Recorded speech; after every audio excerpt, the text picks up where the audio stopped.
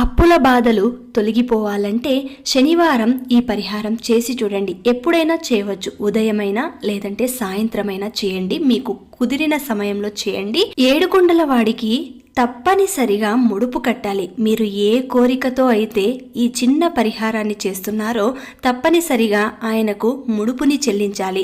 అది పసుపు వస్త్రంలోనే చెల్లించాలి. కాబట్టి పసుపు వస్త్రంలో ఎంత డబ్బులు ముడుపు కట్టాలి అని మీ మనసుకు అనిపిస్తుందో అంత మాత్రమే కట్టండి. ఆ తర్వాత ముడుపు కట్టినది స్వామివారి ముందు ఉంచి ఆయనకు ఏదైనా మీకు తోచిన నైవేద్యం పెట్టి ఒక చిన్న దీపం, అది కూడా బియ్యం పిండితో తయారు చేసిన దీపం, బియ్యం పిండిలో కొద్దిగా నెయ్యి వేసి కొద్దిగా బెల్లం వేసి దానిని దీపపు ప్రమిదంలాగా చేసి 7 వత్తులు వేసి నేతితో దీపారాధన చేయండి. ఇలాగా 7 వారాలు చేసి 7వ వారం తిరుపతికి ముడుపుతో సహా వెళ్లి మొక్కును చెల్లించుకోవాలి.